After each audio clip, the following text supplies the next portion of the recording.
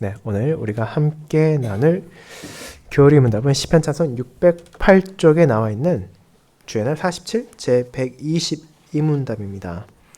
주님께서 가르쳐 주신 기도에 나오는 첫 번째 간구의 의미를 살펴보는 주애날 47을 함께 교독하도록 하겠습니다.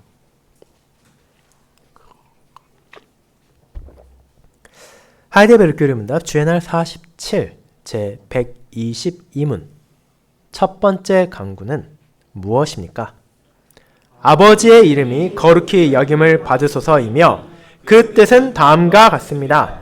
무엇보다 먼저 우리가 아버지를 바르게 알게 하여 주시며 아버지의 전능하신 능력과 지혜와 선하심과 의와 자비와 진리를 밝히 드러내시는 아버지의 모든 일에서 아버지를 거룩히 여기고 영광스럽게 하고 찬양하게 하여 주소서. 또한 아버지께서 우리가 우리의 모든 삶, 곧 생각과 말과 행동을 관리할 수 있게 하여 주셔서 아버지의 이름이 우리 때문에 더럽혀지지 않고 오히려 항상 높임을 받고 찬양받으실 수 있게 하여 주소서. 네, 오늘 오후에는 돌아가신 캐나다 개혁교회에서 봉사하셨던 클라렌스 스탄 목사님의 교리문답 설교를 읽는 설교로 봉사하도록 하겠습니다.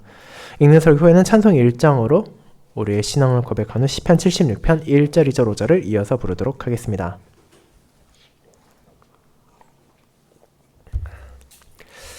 사랑하는 주 예수 그리스도 안에 있는 형제 자매님들, 지난 주일 우리는 앞선 주기도문의 서두인 하늘에 계신 우리 아버지여 라는 표현이 담고 있는 의미를 살펴보았습니다. 그리고 이어서 우리는 교리문답을 통해 예수 그리스도께서 가르치신 기도가 담고 있는 간구들의 의미가 무엇인지를 하나씩 살펴보게 될 것입니다. 개혁교회의 전통은 이 간구들의 순서가 매우 중요하고 또한 교훈적이라는 사실을 항상 강조해 왔습니다. 우리가 잘 알다시피 중요한 일은 먼저 나와 강조되곤 합니다. 율법도 그렇고 기도에 있어서도 그렇습니다. 물론 이것이 우리가 드리는 모든 기도를 언제나 같은 순서와 같은 내용으로만 시작해야 한다는 의미는 아닙니다. 주기도문은 어떤 형식적인 기도문이라기보다는 기도에 대한 근본적인 가르침을 담고 있기 때문입니다. 그럼에도 우리는 매번 기도를 드릴 때마다 무엇이 바른 순서인지에 대해 항상 염두에 두어야 할 필요가 있습니다. 그런 기도의 첫 번째 간구, 아버지의 이름이 거룩히 여김을 받으시오매입니다. 이 말을 다르게 말하자면 하나님의 이름이 모든 일에 있어서 영광을 받게 하소서라는 뜻이라고도 할 수 있습니다. 우리는 종종 기도의 마지막에 하나님의 이름이나 예수님의 이름을 언급하는 경향이 있습니다. 예를 들어 기도 끝부분에 이렇게 말하곤 합니다. 이 모든 것을 주의 교회를 세우고 아버지의 이름에 영광을 돌리기 위해 구하오며 예수 그리스도의 이름으로 기도드리옵나이다. 즉 하나님의 이름의 영광이 일반적으로는 기도의 가장 마지막 간구로 자리 잡는다는 것입니다. 그런데 그리스도께서는 무엇을 말하십니까? 주님께서는 그 간구가 실제로는 기도의 제일 앞에 두어져야 한다고 가르치십니다. 그 이유는 하나님의 이름이 가장 중요하며 우리의 삶에 있어서도 반드시 가장 우선되어야 하기 때문입니다. 그리스도 자신의 삶에서도 그분께서는 항상 그리고 모든 일에서 아버지의 이름을 먼저 생각하셨습니다. 그런데 우리의 약점은 우리는 항상 그렇게 살지는 않는다는 데 있습니다. 그래서 제자들이 주여 우리에게 기도를 가르쳐 주소서라고 주님께 요청했을 때 그들의 연약함을 아시는 예수님께서는 가장 먼저 하나님의 이름이 거룩히 여김을 받도록 기도해야 된다고 가르치신 것입니다. 그렇게 이와 같은 주님의 가르침을 저는 다음과 같은 제목과 대지로 전하고자 합니다.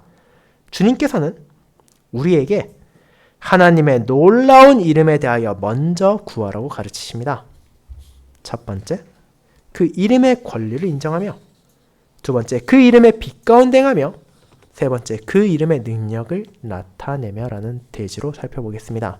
먼저 첫 번째, 그 이름의 권리를 인정하며 우리는 하나님의 놀라운 이름에 대해 먼저 구해야 합니다.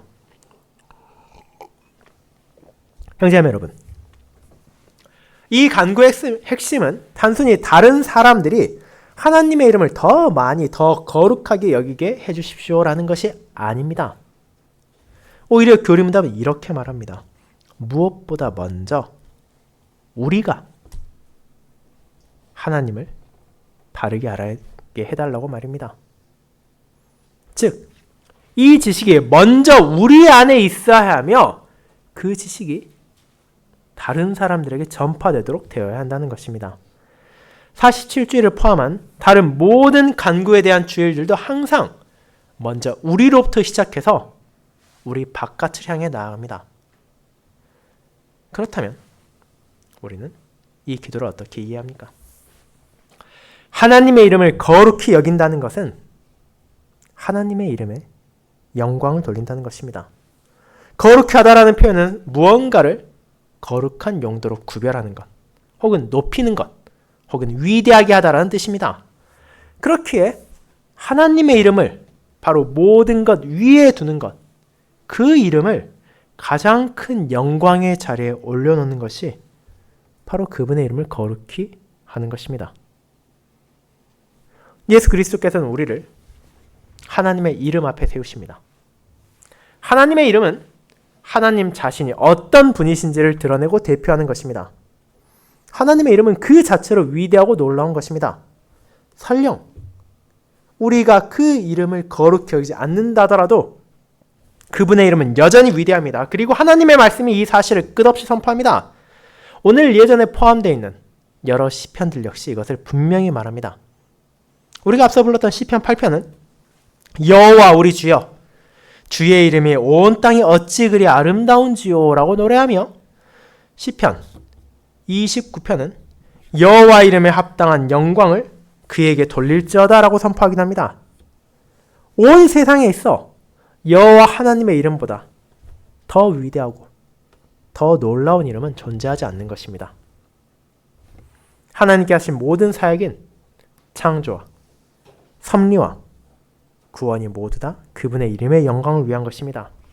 특별히 그리스도 안에서 이루신 구속과 새롭게 하심의 사역은 더욱더 하나님의 이름을 영화롭게 하기 위한 것입니다. 그래서 저는 언제나 교리문답 학생들에서 이렇게 묻곤 합니다. 하나님께서 하시는 모든 일들의 목적은 무엇이냐고 말입니까? 그리고 그에 대한 대답은 언제나 단 하나뿐입니다. 그분의 이름의 영광을 위해서입니다. 하나님께서는 특별히 자신의 백성 안에서 그 영광을 받기를 원하십니다. 하나님께서 택하시고 구원하시며 높이신 백성 안에서 그 이름은 거룩히 여김을 받아야 합니다. 만약 누군가가 그분의 이름에 영광을 돌린다면 그 사람은 마땅히 그분께서 세우시고 기르신 그분의 백성일 것입니다.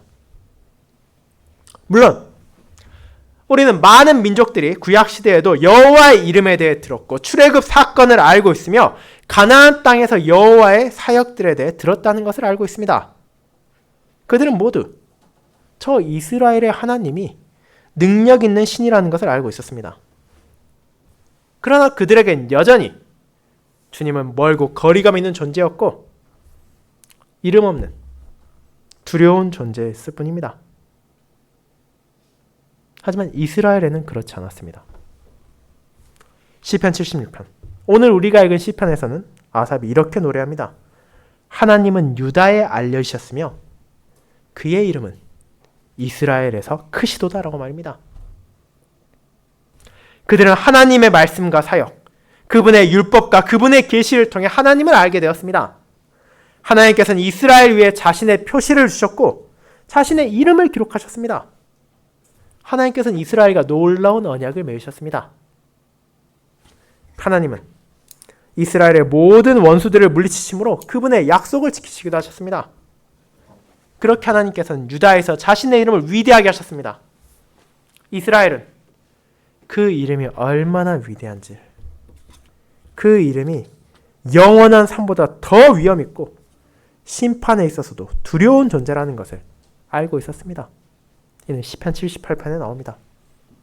그렇게 여호와, 곧 이스라엘의 하나님의 이름과 같은 이름은 이 세상에 존재하지 않는다는 것을 구약시대 백성들은 잘 알고 있었습니다. 그런데 하나님께서 그런 이름을 주신 것 안에는 한 가지 요구가 담겨 있었습니다. 하나님께서는 이스라엘 위에 자신의 이름을 두심으로써 이스라엘에 대한 권리를 주장하신 것이며 이스라엘이 그 이름의 권리를 인정하기를 원하신 것입니다. 온 이스라엘은 단 하나의 이름이 권리를 가집니다. 다른 모든 이름 위에 뛰어난 이름. 그것은 바로 하나님의 이름입니다. 하지만 이 간구에서 다루어지는 가장 큰 문제가 있습니다. 주님께서 이 첫 번째 간구를 드리게 하신 이유가 있습니다. 그것은 바로 이스라엘이 하나님의 이름의 권리를 거의 인정하지 않았다는 것입니다. 이스라엘은 여러 번 다른 이름 등 곧 말도 하지 못하고 듣지도 못하는 우상들의 이름을 높였습니다. 그들은 계속해서 주님의 이름을 선포하는 예언자들을 거역했습니다. 그의 이름이 이스라엘에서 크시도다라고 시편은 말하고 있지만 이스라엘 정말로 그들의 삶의 모든 영역에서 하나님의 이름의 권리를 항상 인정했습니까? 만약 그렇게 생각하신다면 선지서를 한번 펼쳐보시기 바랍니다. 그 안에 우리는 여호와께서 자신의 이름이 모욕당하고 그 백성으로부터 불신받으며 그 백성들을 더럽혀졌다고 탄식하는 모습을 쉽게 찾을 수 있습니다. 이렇게 하나님의 이름이 더럽혀지면 그분의 거룩한 질투와 진노를 불러일으켰습니다. 그리고 이제 주 예수 그리스도께서 오셨습니다.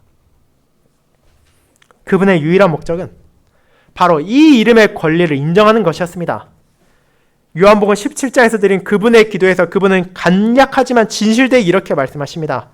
내가 아버지를 이 세상에서 영화롭게 하였사오니 라고 말입니다. 요한복음 17장 4절입니다. 이를 다르게 말하자면 내가 바로 아버지의 이름의 권리를 위해 살아왔으며 모든 순종과 온유함 가운데 오직 아버지의 영광만을 구하였다는 뜻입니다. 그것이 바로 주님의 삶이었습니다. 그리고 그것이 또한 그분께서 기꺼이 죽으신 이유였습니다. 곧 골고다의 심판까지도 하나님의 이름의 권리를 인정하시기 위함이었습니다. 이제 제자들이 주여 우리에게 기도를 가르쳐 주옵소서라고 말씀드릴 때 예수님께서는 그들에게 가장 먼저 해야 할 일을 알려주십니다. 그분께서는 이렇게 말하십니다. 너희의 삶 가운데 하나님의 이름의 권리를 인정하라고 말입니다. 이렇게 기도하라 하십니다. 아버지의 이름이 거룩히 여김을 받으시오며. 그러므로 이 기도 안에는 이미 하나님의 이름을 우리가 마땅하게, 합당하게 거룩히 여기지 못하고 있다는 고백이 포함되어 있습니다. 우리의 삶에 너무나 자주 나의 영광을 중심으로 돌아갑니다. 심지어 하나님의 일을 할 때에도 나의 주장과 나의 영광을 추구하는 모습을 쉽게 발견합니다. 그렇게 이 기도는 우리 삶에 부끄러운 부분을 마주하게 만듭니다. 비록 여호와 하나님께서 우리에게 세례를 통해 그분의 이름을 주셨고 그로 인해 그분의 주권적인 권리를 주장하셨지만 우리는 거의 혹은 전혀 그것을 인정하지 않으며 살아갑니다. 더 나아가 우리가 하나님의 이름을 거룩하게 하지 못하고 또 그 권리를 인정하지 못하는 이유는 본질적으로 하나님께서 은혜를 베푸시지 않는다면 그분의 말씀과 성령으로 우리 안에서 역사하지 않으신다면 우리가 결코 그렇게 할 수 없다는 진실을 마주하게 합니다. 우리는 스스로의 힘으로는 하나님의 이름을 거룩히 여길 수조차 없다는 것을 여기서 고백합니다. 우리의 삶의 목적, 곧 하나님의 영광을 위하는 삶은 기도 없이 결코 이룰 수 있는 것이 아닙니다. 우리는 세례의 의미를 따라 살아가는 법을 배워야 하고 언약의 요구를 인정하며 의와 순종 가운데 자라가야만 합니다. 그럼에도 우리는 매일매일 나의 죄로 인해 하나님의 이름을 욕되게 합니다. 우리가 매일같이 얼마나 심각하게 부족한 상태에 살고 있는지를 진심으로 여러분이 인식하고 계십니까? 예수님께서는 이렇게 말하십니다. 가장 먼저 하나님께 너의 삶에 대한 그분의 권리를 인정할 수 있도록 구하라고 말입니다. 그렇게 함으로써 내가 자신의 것이 아니며 값으로 삼바되었다는 사실을 알게 될 것이라는 것을 가르쳐 주십니다. 그렇게 우리는 가장 먼저 하나님께 간구해야 합니다. 더 이상 나 자신을 위해 사는 것이 아니라 내가 하나님의 이름의 영광을 위해 살도록 은혜를 베풀어 주시옵소서. 내가 스스로 그것을 이룰 수 없다는 것을 고백하고 성령 하나님께서 우리를 새롭게 하게 해달라고 기도해야 되는 것입니다. 그처럼 우리는 하나님의 이름의 권리를 인정해야 합니다. 이 권리를 인정하는 사람들의 수는 날이 갈수록 줄어들고 있습니다. 한때 세례를 받았고 하나님의 이름을 고백했던 많은 사람들이 이제는 의도적으로 그 이름을 부인하고 있습니다. 그리고 그들은 자신의 삶에서 하나님의 권리도 하나님의 요구도 제거할 수 있다고 믿으며 그렇게 어리석은 행동을 이어가고 있습니다. 이것이 얼마나 슬픈 일입니까? 우리는 결코 하나님의 합법적인 주권과 그분의 요구를 우리 삶에서 제거할 수 없습니다. 그러므로 우리는 언제나 기도를 시작할 때마다 하나님께서 그분의 이름으로 우리에게 두신 그분의 주권적인 권리를 먼저 인정해야 합니다.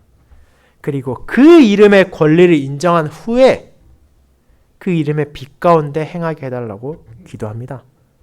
그렇게 우리는 두 번째 대지로 나아갑니다. 그것이 두 번째, 그 이름의 빛 가운데로 행하며 우리는 그분의 놀라운 이름에 대해 구합니다. 성도 여러분, 하이데벨 교리문답은 이렇게 말합니다. 무엇보다 먼저 우리가 아버지를 바르게 알게 하여 주시며 라고 말입니다. 우리가 그 이름의 권리를 인정하기 위해서는 그 이름이 대체 무엇인지를 바르게 알아야 합니다. 그리고 이제 우리는 하나님을 안다는 표현을 그저 지적인 의미로만 받아들여서는 안 됩니다. 하나님을 안다는 것은 하나님에 대해 특정한 어떤 사실을 아는 것이나 혹은 하나님이 존재하신다는 것을 인정하는 것을 뜻하지 않습니다. 이것은 그를 넘어 바로 그 하나님과 살아있는 관계를 가진다는 것을 의미합니다. 다르게 말하자면 우리가 하나님을 안다고 할 때는 그분과 교제하고 매일의 삶에서 그분과 동행하는 것을 가리키는 것입니다. 그래서 저는 이 두 번째 대지를 그 이름의 빛 가운데 행하는 것이라고 정리했습니다. 우리가 그 이름을 영화롭게 하며 그 이름의 권리를 인정하기 위해서는 반드시 그 이름의 빛 가운데서 우리의 삶을 걸어가야 합니다. 그런 빛의 반대는 어둠입니다. 이 세상은 어둠으로 가득 차 있습니다. 이는 다르게 말하면 하나님을 아는 지식이 거의 없거나 전혀 존재하지 않는다는 것을 의미합니다. 도르트 신조가 조금은 남아있는 본성의 빛이라고 부르는 여전히 약간의 지식이 있다 하더라도 그 지식은 잘못 사용되어집니다. 사람들은 하나님에 대해 왜곡된 시각을 가지고 있으며 그 결과는 구원으로 나아가는 것이 아니라 우상 숭배로만 이끌리는 것입니다.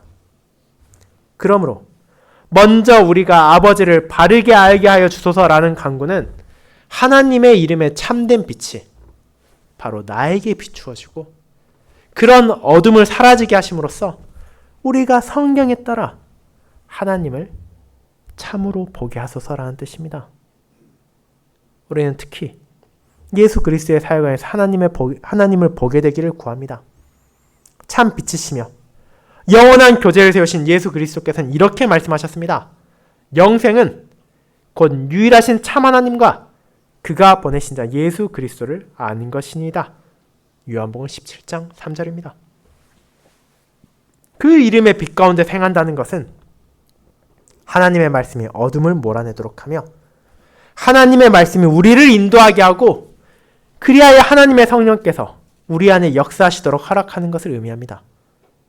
교리문답이 하나님을 바르게 하는 것을 곧 하나님과의 교제를 의미하는 것으로 먼저 언급하는 것은 결코 이유 없는 일이 아닙니다. 왜냐하면 우리가 하나님의 말씀이 우리의 삶 속으로 들어와서 우리의 생각과 우리의 소망을 형성하게 하지 않는다면 우리는 하나님께서 우리 삶에 대한 주권을 가지고 계시다는 것을, 그분께서 나의 모든 것 위에 권한을 가지고 계시다는 것을 결코 인정할 수 없기 때문입니다. 우리가 하나님의 말씀을 닫아버리면 어둠이 우리를 덮기 시작하고 세상이 우리를 붙잡기 시작하면 결국 우리는 점점 더 죄악된 본성에 따라 자기 중심적으로 자기 영광을 구하며 살아갈 수밖에 없게 됩니다. 그렇다면 우리는 진실로 아버지의 이름이 거룩히 여김을 받으시옵소서라고 기도하고 있습니까? 만일 우리가 정말로 그렇게 기도하고 있다면 그 이름에 선포되는 빛이 바로 우리의 삶 속에서 비추어져야 합니다. 내가 반드시 말씀이 선포되고 그 말씀이 확증되며 그 말씀이 유지되는 교회의 살아있는 지체가 되어야 된다는 것입니다. 그러므로 이 기도 아버지의 이름이 거룩히 여김을 받으시옵소서라는 간구는 하나님의 백성의 예배 가운데 그 이름이 전해지는 것으로 나아갈 의무가 있다는 것을 우리에게 지우는 것입니다. 하나님의 이름을 거룩하게 하고 영화롭게 하며 찬양하는 것은 단순한 개인적인 문제가 아니라 동시에 공동체적인 일이기 때문입니다. 우리는 기도할 때 우리가 무엇을 하게 하소서라고 말합니다. 그렇습니다. 우리 모두가 함께 그 이름의 거룩한 예배에 참여하기를 구하는 것입니다. 우리가 함께 그 이름의 선포 아래에 자신을 두고 그 이름의 빛 아래에서 바르게 서기를 구하는 것입니다. 바로 여기 교회에서 우리는 하나님을 거룩하게 하며 영화롭게 하고 찬양하는 일을 시작합니다. 우리가 예배에 참여하지 않는다면 우리는 한 주 동안 그 일을 계속해 나갈 수 없게 됩니다. 교회에 출석하지 않는 것과 죄에 굴복하는 것 사이에는 밀접한 관련이 있습니다. 여러분이 매 주일마다 다시 하나님의 빛 가운데 자신을 두지 않는다면, 곧 말씀이 여러분에게 다가오고 여러분을 감동시키도록 하지 않는다면 여러분은 자신의 삶 속에서 그 말씀에 열매 맺는 것을 기대할 수 없게 되기 때문입니다. 여러분이 생명의 빛을 주시는 그 근원으로부터 스스로를 끊어낸다면 그 결과는 영적으로 서서히 죽어가는 것으로 나아가게 됩니다. 아버지의 이름이 거룩히 여김을 받으시옵소서라는 기도는 곧 주님, 저를 주님의 교제와 주님의 백성과 주님의 예배 가운데 두시고 그 이름이 드러나는 주님의 말씀을 제 삶 속 깊이 흐르게 하여 주옵소서라는 간구입니다. 바로 아버지께서 그런 은혜를 베풀어 주셔야만 우리가 매일 그 이름의 빛 가운데서 살아갈 수 있기 때문입니다. 그렇게 우리가 하나님의 이름이 선포되고 찬양되는 그 예배의 순간에 충실하지 않으면서 하나님의 이름이 거룩히 여김을 받으시옵소서라고 기도할 수는 없습니다. 우리 안에 말씀이 들어와야 되고 우리 안에 성령께서 사역하셔야 합니다. 그래야만 비로소 우리는 하나님을 거룩하게 하며 영화롭게 하고 찬양하는 일을 시작하게 되는 것입니다. 그러면 우리는 하나님의 전능하심과 지혜와 선하심과 의와 자비와 진리가 모든 일서에서 빛나게 있는 것을 보게 될 것입니다. 그것이 바로 교리문답이 아름답게 표현하고 있는 내용입니다. 그때 우리는 하나님의 이름 안에서 낙심하지 않고 하나님의 이름에 대해 반항하지 않으며 하나님의 이름에 대해 무지하지 않게 될 것입니다. 우리는 하나님과의 교제 안에서 자라나기 시작하며 그 교제는 우리의 삶의 모든 영역에 영향을 주게 될 것입니다. 그러나 우리는 종종 사람들이 특별한 권징 아래 놓여 있을 때 그들이 교회에 나온 일을 멈추곤 한다는 것을 보게 됩니다. 아마도 이것은 일종의 반격이나 대응적인 조치로 의도된 것일 수 있습니다. 그런데 이러한 행동은 오히려 생명의 줄기를 잘라내는 결과를 낳습니다. 그래서 어둠이 빛을 점점 더 몰아내게 되고 권면의 말이 점점 더 자신의 귀에 들어가지 않게 합니다. 문제를 해결하기보다는 문제를 더 키워나갈 뿐입니다. 자신의 잘못을 깨달은 사람은 교회에서 분리되는 것이 아니라 도리어 그 교회로 돌아가기 위해 기도해야 합니다. 그렇게 아버지의 이름이 거룩히 여김을 받으소서라는 간구는 주일 회중들이 모여 하나님의 이름을 선포받기 위해 예배드릴 때 가장 구체적으로 실현되는 간구가 됩니다. 이 간구는 우리의 삶 전체가 하나님의 말씀에 따라 조율되어야 한다는 것을 의미하며, 그래서 우리의 삶 전체 속에서 하나님의 이름이 영화롭게 되며 나의 주변 사람들에게 그 이름의 능력이 드러나야 함을 의미합니다. 그렇게 우리는 마지막 대조로 나아갑니다. 그 이름의 능력을 나타내며 우리는 그 놀라운 이름에 대해 구합니다. 여러분, 만일 우리가 하나님의 이름의 권리를 인정하고 그 이름의 빛 가운데 행한다면 그 결과로 우리는 반드시 그 이름의 능력을 나의 삶을 통해 드러나게 될 것입니다. 하이데벨 교리문답은 이 생각을 다음과 같이 표현하고 있습니다.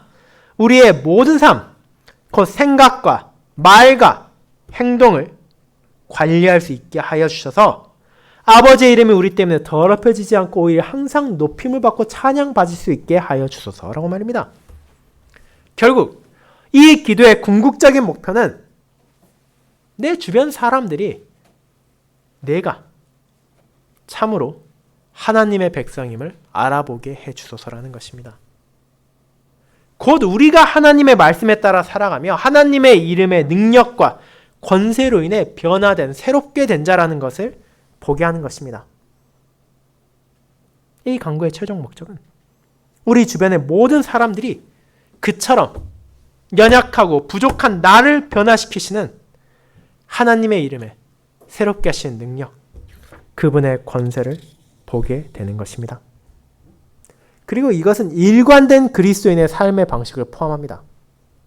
우리의 모든 삶을 관리할 수 있게 하여 주셔서라는 말은 나의 삶의 기준과 목적을 말해주고 있습니다. 우리의 삶의 기준은 무엇입니까? 하나님의 율법이며 우리의 삶의 목적은 무엇입니까? 하나님의 영광입니다. 우리의 삶에는 분명한 방향성이 있어야 하며 그 안에는 하나님의 이름의 권세가 식별될 수 있는 삶의 스타일이 있어야 합니다. 사람들은 저와 여러분이 원래는 그들과 아무런 차이가 없는 존재였음에도 불구하고 하나님의 이름의 권세와 그 은혜와 성령의 능력으로 인해 달라졌다는 것을 알아볼 수 있어야 하는 것입니다. 이와 같은 그리스도인의 삶의 방식은 단지 겉으로만 드러나는 것에 국한되는 것이 아닙니다. 단지 내가 무언가를 피하거나 어떤 금지된 것들만을 멀리하는 것으로 먼저 드러나는 것이 아닙니다. 그것은 무엇보다도 바로 나의 생각이 변화되는 것으로 시작합니다. 하나님의 말씀에 근거한 전혀 새로운 사고방식이 우리 안에 뿌리를 내려야 합니다. 즉, 세상 사람들처럼 생각하지 않고 그들이 육신의 생각, 인간적인 학문을 따를 때에도 우리는 하나님의 계시에 근거한 성령 하나님의 방식으로 생각해야 한다는 것입니다. 하나님의 말씀이 우리의 생각을 형성하게 할 때 우리는 세상과 전혀 다른 방식으로 세상을 바라보고 접근하게 됩니다. 그리고 물론 이런 변화는 자연스럽게 나의 입을 통해서도 드러날 것입니다. 우리의 말도 변화되어야 합니다. 세상의 저주나 비속어나 음탕한 말들 없이 우리는 충분히 말할 수 있습니다. 우리는 은혜로우면서도 분명하고 신실한 그리스도인다운 언어와 말투로 자신의 혀를 다스려야 합니다. 그리고 이 변화는 나의 생각, 나의 입에서 멈추는 것이 아니라 나의 행동으로 이어져야 합니다. 우리는 세상 사람들처럼 자기 영광이나 타인을 향한 시기나 악이나 질투로 행동하는 것이 아니라 사랑과 겸손으로 행해야 합니다. 그처럼 먼저 하나님의 율법을 나의 삶에 적용한 후에야 우리는 다른 사람들에게도 어떻게 행해야 할지를 보여줄 수 있습니다. 아버지의 이름이 거룩히 여김을 받으소서라는 기도는 주님의 이름의 능력이 우리 가운데 분명하게 드러나 그리스도인다운 사고방식에 기반한 그리스도인다운 삶의 방식으로 드러나게 해주십시오라는 간구입니다. 우리 스스로는 이런 삶의 방식을 가지지 못했습니다. 그리고 그것을 가질 수도 없습니다. 그러므로 우리는 이를 위해 반드시 기도해야 하는 것입니다. 그렇다면 그리스도인다운 삶의 방식이라는 것이 정말 존재하는 것입니까? 우리가 여러 면에서 우리 주변 사람들과 별다르지 않게 살고 있지는 않습니까? 우리의 삶에서 과연 무엇이 그렇게 뚜렷하게 다름을 드러낸다고 말할 수 있습니까? 이 주제는 하나의 별도의 주제로 깊이 다룰 수 있는 주제이기도 합니다. 하지만 지금은 이 첫 번째 간구와 관련하여 두 가지 점만 말씀드리고자 합니다. 첫째로 그리스도인의 삶의 방식이란 무엇보다도 먼저 믿음과 소망과 사랑 안에서 영적으로 새롭게 되었다는 것을 의미합니다.